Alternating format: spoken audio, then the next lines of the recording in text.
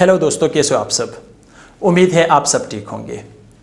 दोस्तों, आज का टॉपिक थोड़ा सा यूनिक है और मैं कुछ ख़ास बताने जा रहा हूँ इस वीडियो में, स्पेशली फ्रेश इंजीनियर्स के लिए और साथ ही साथ ये वीडियो जिन लोगों के लिए भी बहुत ज़्यादा हेल्पफुल है जो घर का कंस्ट्रक्शन करवाते हैं, और लेबर्स के लिए भी ख़ुसूसी तौर पर ये वीडियो बहुत ज़्यादा हेल्पफुल है। तो इसलिए आप सब ये वीडियो स्टार्ट से लेकर एंड तक देखिए ताकि आपको कुछ ना कुछ कंस्ट्रक्शन के हवाले से कुछ फ़ायदा हो जाए।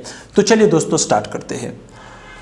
आजकल आप देख सकते हैं कि सिविल इंजीनियर्स को लोग तो बहुत ज़्यादा इग्नोर करते हैं। इसमें क्या खामी है, वजह क्या है, behind what's the reason behind this, के मतलब इसके पीछे राज क्या है। क्योंकि लेबर्स भी आजकल इंजीनियर्स है हमारे माशरे में, और साथ ही साथ लेबर्स, मेसन, सब लोग, क्योंकि इधर कुछ खामियां सिविल इंजीनियर में भी है, फ्रेश इंजीनियर में, साथ ही साथ जितने भी इंजीनियर्स काम करते हैं। मैं ये नहीं बताऊंगा कि सब इंजीनियर मतलब इंटेलिजेंट है। हाँ, इधर भी इंजीनियर में भी कुछ ना कुछ फ़र्क होगा, क्योंकि ये तो ज़िंदगी है और कुछ लोगों का मतलब दिमाग अच्छा है, कुछ लोगों का थोड़ा सा कमज़ोर है। तो इसलिए मसला है तो है, अगर वो इंजीनियर में है या मेसन में है या लेबर में है। तो चलिए स्टार्ट करते हैं दोस्तों। सबसे पहला वो मैं सिविल इंजीनियर्स को भी बताना चाहता हूँ और साथ ही साथ लेबर्स को भी, और इसी तरह प्रोजेक्ट ऑनर को भी जो घर कंस्ट्रक्ट करवाना चाहते हैं, ताकि अगर वो इंजीनियर क्यों ना हो। ठीक है, तो सबसे पहला पॉइंट है हमारे साथ फाउंडेशन। फाउंडेशन के बारे में बहुत ज़्यादा लोग मिस्टेक्स कर रहे हैं।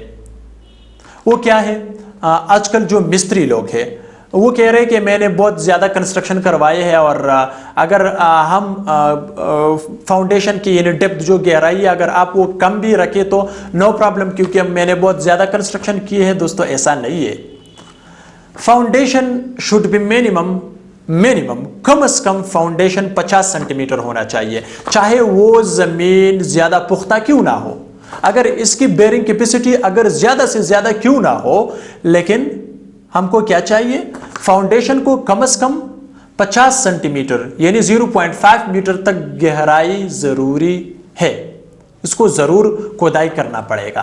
फिर उसके बाद उधर हम क्या ब्रिक वर्क करेंगे, आरसीसी करेंगे, पीसीसी करेंगे। अगर आप डायरेक्ट ज़मीन के ऊपर यानी ग्राउंड लेवल के ऊपर अगर आप डायरेक्ट ब्रिक मेसनरी स्टार्ट करें, क्या ये ठीक है? आपका ज़हन क्या कह रहे हैं?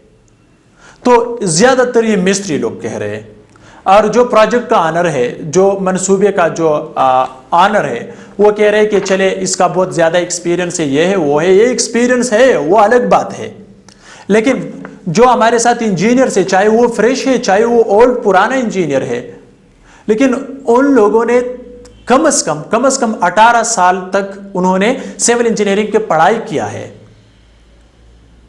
क्या ये जो आपको बता रहा है ये गलत है? क्या जो ये मैं आपको बता रहा हूं क्या ये गलत है?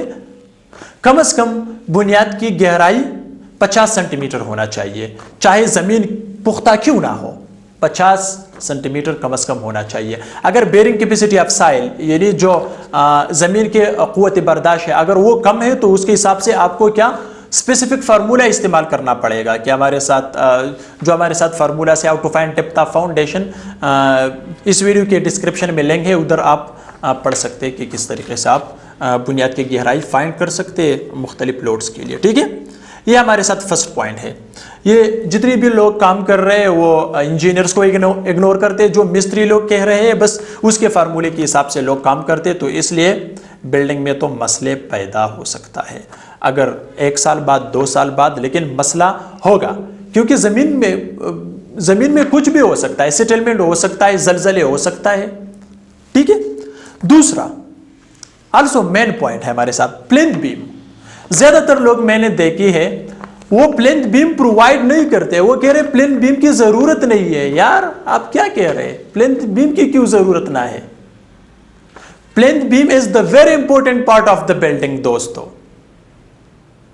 आपको पता है जो हमारे साथ प्लिंथ बीम है ये जो बेरिंग कैपेसिटी, अगर हमारे साथ जमीन की कुव्वत बहुत ज्यादा कम है, वहां पर तो जरूरी है कि प्लेन बीम हम बनाए, क्योंकि जो बिल्डिंग का सारा लोड है, जितना भी लोड है बिल्डिंग का, वो सब लोड किधर पर ट्रांसफर होता है? प्लेन बीम पर ट्रांसफर होता है। अगर उधर प्लेन बीम ना हो तो ये लोड डायरेक्टली जमीन पर ट्रांसफर होता है। अगर जमीन का कुव्वत बर्दाश्त कम हो तो डायरेक्टली क्या होता है, जो बिल्डिंग है वो जमीन में बस जाती है।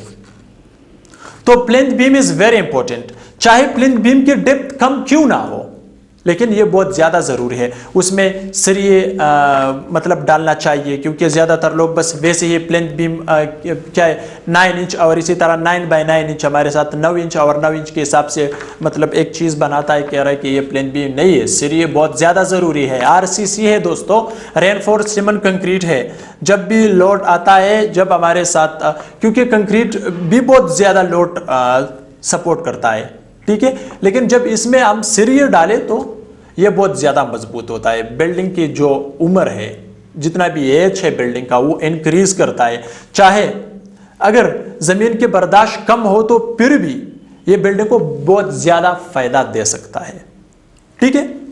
इसी तरह प्लिंथ बीम में जो हमारे साथ रिंग्स होते हैं, जिसको हम स्टिरप्स कहते हैं, स्टिरप्स को भी एक दूसरे के साथ नजदीक डालना चाहिए, दूर दूर नहीं रखना चाहिए, क्योंकि ज्यादातर लोग मैंने देखी है वो क्या कर रहे हैं, तकरीबन 1 फीट से भी ज्यादा वो जो स्पेसिंग है स्टिरप्स का, जो रिंग्स होते हैं उसका जो स्पेसिंग है वो रखते हैं ज्यादा, 12 इंच से भी ज्यादा, कभी कभी 18 इंच तक। दोस्तों जो सपोर्ट से हमारे साथ, ठीक है, सपोर्ट के तकरीबन L/4 डिस्टेंस पर जितना भी लंबाई है बीम का, उसको तकसीम करना है, डिवाइड करना है 4 पर, और 4 के हिसाब से जितना भी लेंथ आता है उधर पर नजदीक नजदीक होना चाहिए जो रिंग्स, और जो सेंटर में है उसको आप 9 इंच 12 इंच तक रख सकते हैं। लेकिन जो हमारे साथ सपोर्ट्स है, यानी कॉलम के जो साइड है, जो डिस्टेंस है L/4, उधर पर नजदीक होना चाहिए, और हुक्स भी होना चाहिए। 145 डिग्री के हिसाब से हुक्स भी होना चाहिए, और जो हमारे साथ स्टिरप से, स्टिरप का डाया 6 मिलीमीटर से कम नहीं रखना चाहिए, ठीक है। यह हमारे साथ प्लिंथ बीम के बारे में मैंने आपके लिए डिस्कस किए। और प्लिंथ बीम, हाँ दोस्तों, प्लिंथ बीम, अगर आप प्लिंथ बीम ना लगाए एक बिल्डिंग में, ठीक है, तो फिर क्या होगा, ये भी एक क्वेश्चन है। क्योंकि जो हमारे साथ जो बुनियाद है, बुनियाद से जो क्रैक्स आते हैं, जो नमी आ जाते हैं, वो सब चीजें डिपेंड करता है इस चीज पर, ठीक है। अगर जलजला वगैरह आ जाए तो हमारे साथ, अगर जमीन की जो कुव्वत है वो कम हो, तो ऑलरेडी हमारे साथ क्या है, प्लिंथ बीम है, प्लिंथ की बीम के ऊपर हमारे साथ बिल्डिंग है, ठीक है, सुपर स्ट्रक्चर है, तो इसलिए क्या होगा, बिल्डिंग मजबूत होगा, ठीक है। तो इसलिए प्लिंथ बीम जरूरी डालना पड़ेगा बिल्डिंग कंस्ट्रक्शन में, ठीक है। स्पेशली ये मिस्त्री लोगों के लिए, और साथ ही साथ जो प्रोजेक्ट्स के ऑनर है उनको, इंजीनियरिंग के बारे में जो नहीं जानते उनको लिए ये बहुत ज़्यादा ज़रूरी है। और चाहे वो फ्रेश इंजीनियर से या डिप्लोमा होल्डर है, उसको तो ऑलरेडी पता होगा कि प्लिंथ बीम कितना ज़रूरी है बिल्डिंग कंस्ट्रक्शन में, ठीक है। अब बात है दोस्तों स्लैब का।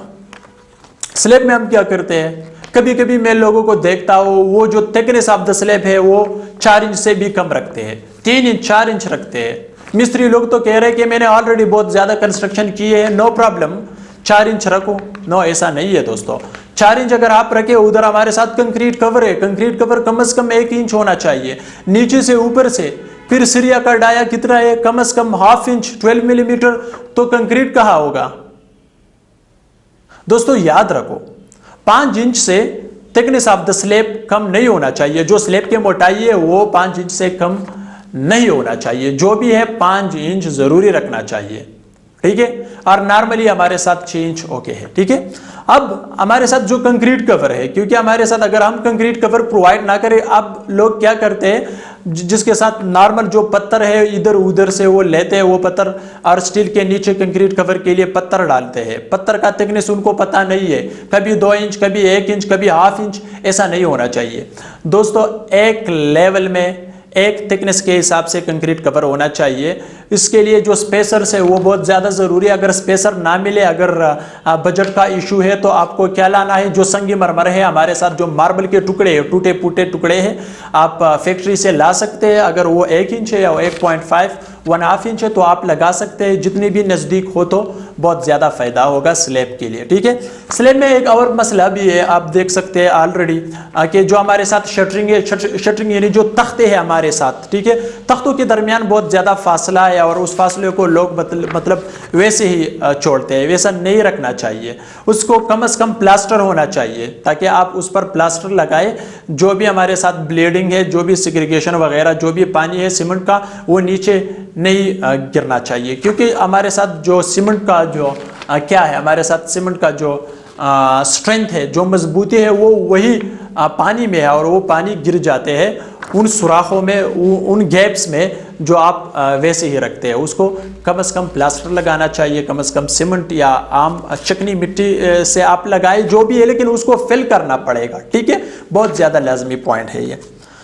चौथा पॉइंट है वॉल्स की दोस्तों, जो हमारे साथ दीवार है। सबसे पहले कोशिश करें कि आप ईंट लगाएं, ठीक है, क्योंकि ईंट बहुत ज़्यादा मजबूत है कंपेयर टू नॉर्मल ब्रिक्स। जो आप देख रहे हैं कि मतलब ब्रिक्स में वो लोग क्या करते हैं, एक बोरे में जो 50 कीजिए हमारे साथ, एक बैग सीमेंट में वो 100 ब्लॉक्स भी बना रहे हैं।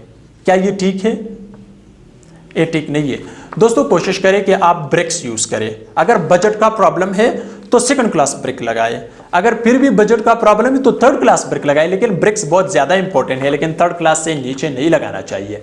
अब बात हुई, ज्यादातर लोग ऐसा करते हैं कि वो 4.5 इंच यानी आधा ईंट लगाते हैं। 4.5 इंच जो थिकनेस है हमारे साथ, ज्यादातर किधर लगाते हैं, वो लोग क्या करते हैं, जो पर्दा वाल है, पार्टीशन वॉल्स है, जिसको हम कर्टेन वॉल भी कहते हैं, ठीक है, उसमें 4.5 इंच लगाते हैं। वो तो ठीक है, नो प्रॉब्लम, क्योंकि जितना भी स्ट्रक्चर लोड है वो किधर पर आ जाता है, फ्रेम स्ट्रक्चर में, वो डायरेक्टली कॉलम पर ट्रांसफर होता है। ट्रांसफर और कॉलम फिर प्लेन बीम को ट्रांसफर करता है। प्लेन बीम किधर ट्रांसफर करता है, फाउंडेशन को। हमारे साथ जो 4.5 इंच यानी 1/2 इंच ईंट का जो थिकनेस है, वो कम से कम बाथरूम, टॉयलेट, इसी तरह वॉशरूम में नहीं लगाना चाहिए, क्योंकि उधर दोस्तों हम सैनिटरी का काम करवाते हैं।